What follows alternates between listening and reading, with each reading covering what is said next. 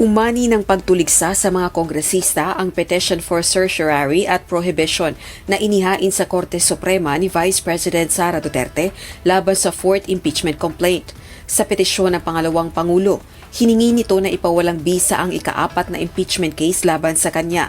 Anya, hindi maaaring mag-initiate o magsagawa ng higit sa isang impeachment proceeding laban sa kaparehong opisyal sa loob ng 1 taon. Dagdag pa nito, hindi inaksyonan ng House of Representatives ang naunang 3 petisyon na isang grave abuse of discretion. Paliwanag nito, batay sa desisyon ng Korte sa ilang kaso, maikokonsidera ng initiated ang mga naunang petisyon. Ito'y kapag naihain sa Kamara at tinanggap ng Secretary General na isang initial action. Kaugnay nito, nais din ng Vice Presidente na obligahin ng Korte ang Senado na huwag umakto sa ika-4 na impeachment complaint dahil anya sa paglabag sa 1-year ban na nakasaad sa saligang batas ng pagsampa ng nasabing kaso. Kumpiyansa naman si One Rider Party List Representative Rods Gutierrez, isa sa House Impeachment Prosecutors, na nasunod ang procedural requirements sa ika-4 na impeachment complaint.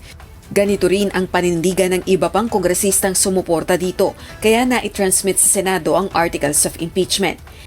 Experience ko sa mga filing ng impeachment, we always be cautious kung mayroong bang mali o wala pag-file. Ayon naman kay House Senior Deputy Speaker Aurelio Gonzales, malinaw ang konstitusyon, tanging pribilehyo ng Kongreso ang impeachment. Tila natatakot din anya ang kampo ng mga Duterte kaya gusto nang pigilan ang impeachment process. Desperado umanong pagtatangka ang petisyon ni VP Duterte upang takasan ang pananagutan. Hamon naman ni House Deputy Speaker, Quezon 2nd District Representative J.J. Suarez, kung naniniwala si VP Duterte na inosente siya, harapin niya ang reklamo laban sa kanya. Giit naman ni House Assistant Majority Leader, Tingog Party List Representative Jude Asidre, natataranta na si VP Duterte at hindi na umano ito maitago sa manipulasyon sa politika. Hindi naman mai-intimidate ang House leaders sa anumang pagtatangkang i-delay ang impeachment process.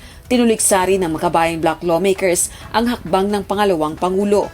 Panawagan din nila ituloy ang proseso ng impeachment at huwag hayaang hadlangan ng anumang legal na taktika. Samantala, kung si House Deputy Majority Leader at Iloilo 3rd District Representative Lawrence Defensor ang tatanungin, isang political question ng impeachment at naniniwala itong hindi manghihimasok ang Supreme Court sa impeachment process. Rosa Licoz, UNTV News and Rescue. Diyos ang aming sandigan, serbisyo publiko ang aming pinahahalagahan.